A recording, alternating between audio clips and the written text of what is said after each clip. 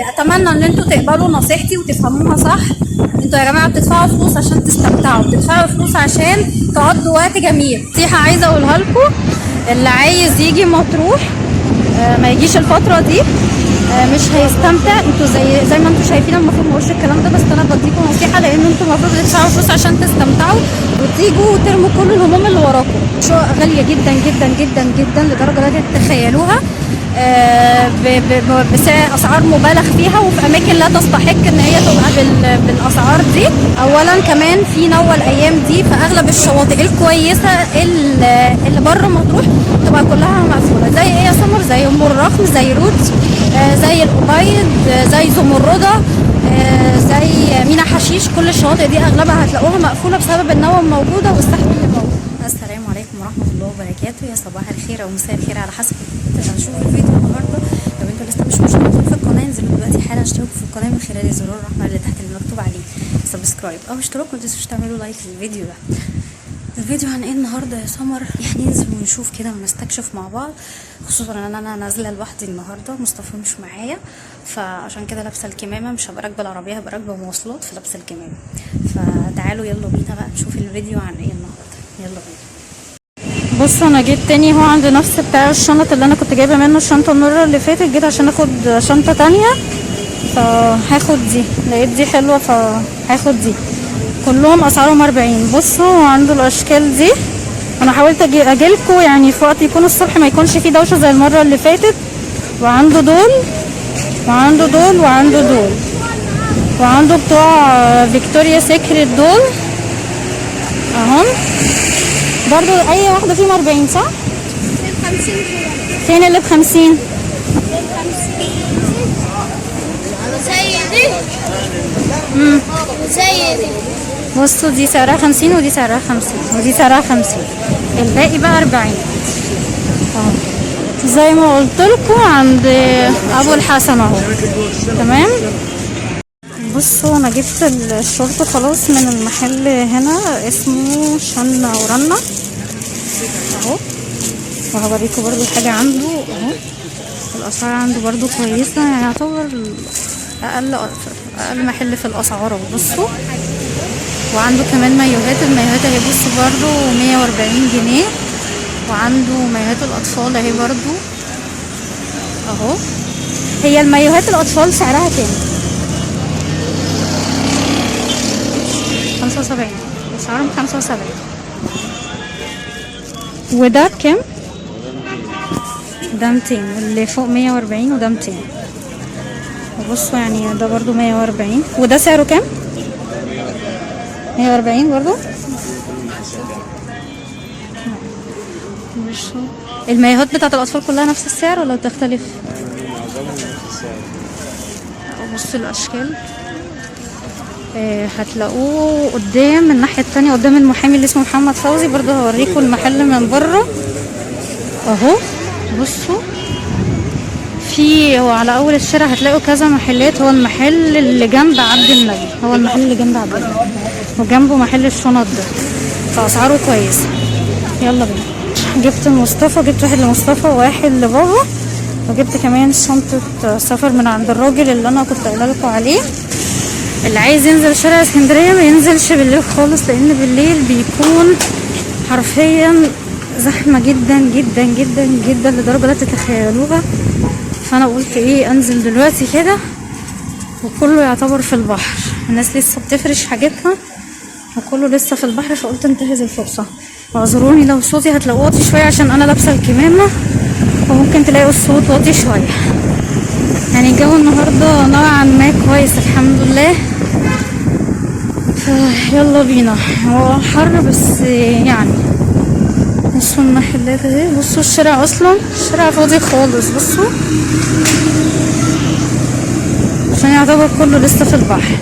تعالوا بقى عشان المفروض باذن الله عيد ميلاد كارما ان شاء الله يوم 13/8، فانا عامله لها مفاجاه، حاجه هي كان نفسها فيها، فتعالوا نشوفها وصلت ولا لا. مش عارفه ليه في ريفيوهات كتيره قوي سلبيه نازله على حريصه احمد حسنين بطريقه مش طبيعيه. الناس بتشتكي ان الهريسه ما بقتش زي زمان، وفي منها بيكون ني وفي منها بيبقى محجر. ف اتمنى ان هم ياخدوا بالهم من حاجه زي كده، لان هم ليهم اسم والناس بتيجي على الاسم، وفي حرفيا ناس كتير قوي بتشتكي من الموضوع ده. كده يبقى انا يعتبر انجزت كذا مهمه في مهمه واحده. جبت الهديه بتاعت كارما، وكمان جبت لها حاجه عيد ميلادها، وجبت الحاجه بتاعت مصطفى وبابا، وكمان جبت الشنطه اللي انا كنت محتاجاها. هنشوف انا هعمل ايه دلوقتي، وتعالوا يلا بينا بما اني لسه بدري، يعني انا يعتبر خلصت مشاويري كلها مره واحده.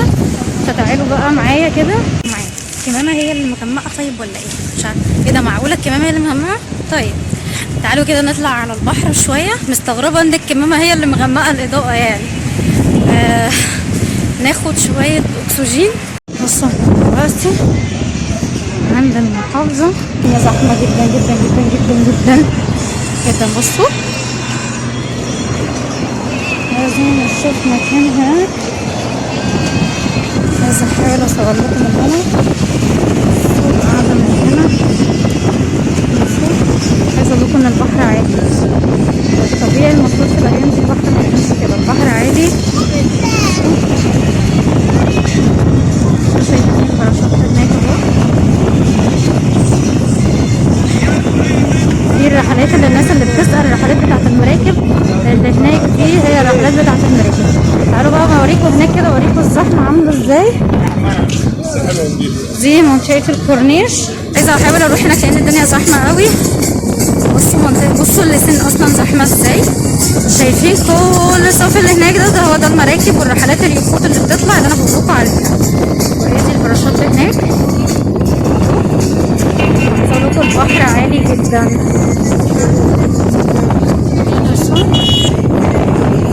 كل الصف الابيض اللي هناك ده كل ده الرحلات بتاعت اليخوت. بصوا البحر عالي ازاي.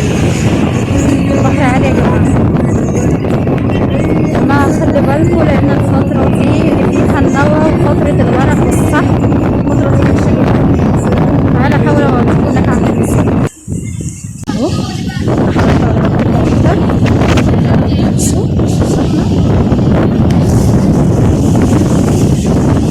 متخيلين المنظر عامل ازاي؟ الدنيا زحمة يا جماعة. ده بس الجزئية دي بس كده عند اللسان. هناك اهو. عايزه احاول اصور لكم المنظر اكتر. بصوا الماء، بصوا البحر عالي ازاي.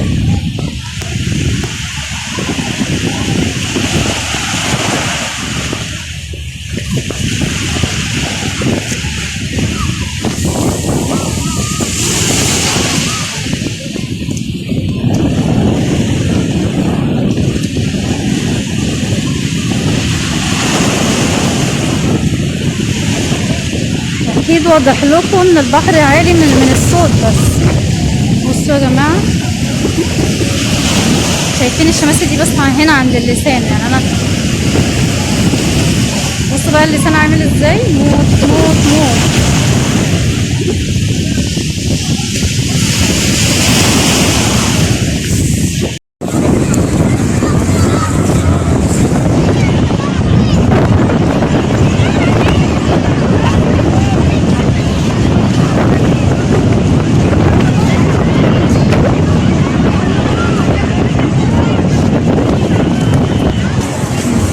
متخيلين المنظر عامل ازاي.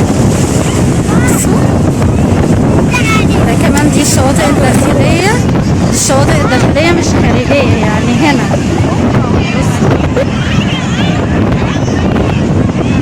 بصوا انا واخدالكوا ايه يعني كورنيش كده حتة حتة عشان تشوفوا المنظر عامل ازاي. يلا بينا تعالوا. الكوب بتاعت الشط هنا تمام. انتوا هنا ما بتدفعوش اي فلوس خالص، بس انا مش هنزل عشان ما اتبهدلش. هي دي البوابه ما بتدفعوش عليها اي فلوس خالص. تمام. تعالوا بقى نوريكم المنظر. في انفجار سكاني مش تكدس سكاني. بصوا يا جماعه المنظر. بصوا من اول هنا. انا يعني اكيد مش هعرف اروح لكم لحد اخر اخر رومن، بس حرفيا لحد اخر رومن الدنيا ما شاء الله يعني كومبليت فوق كومبليت، يعني صف اول وتاني وتالت.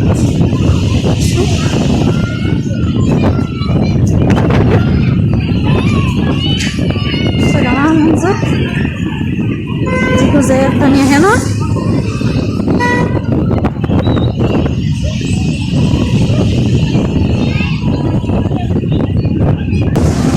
يعني انا كده بصوا بديكوا الدنيا هي لايف اهي قدامكم، ما فيش بصوا انا جيت لكم لحد هنا والله، يعني انا نازله مخصوص عشان اوريكم المنظر ده. وده اسمه شاطئ يعني هنا داخلي، ما بالكم بقى شواطئ تانية قدام بقى في البوسيت هيبقى عامل ازاي. فخلي بالكم على نفسكم، ما تغامروش عشان تستمتعوا، ولما تلاقوا ان في سحب او تلاقوا ناس بتحذر من نزول من الميه بالله عليكم ما تنسوش، لان كان في امبارح حد بيغرق، ولولا حد لحقه امبارح وطلعه من الميه كان يعني زمانه كان هيكون خبر كان يعني زي ما بيقولوا.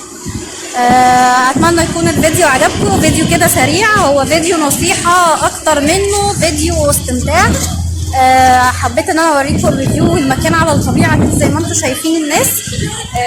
فاتمنى ان انتم تقبلوا نصيحتي وتفهموها صح. انتوا يا جماعة بتدفعوا فلوس عشان تستمتعوا، بتدفعوا فلوس عشان تقضوا وقت جميل، تعملوا اللي انتوا عايزينه، وما تغامروش بسلامتكم وبسلامة ولادكم ولا بسلامة نفسكم. اتمنى يكون الفيديو عجبكم، ما تنسوش تعملوا لايك وشير وسبسكرايب لو انتم مش مشتركين في القناة، واشوفكم على خير ان شاء الله في فيديو. السلام عليكم.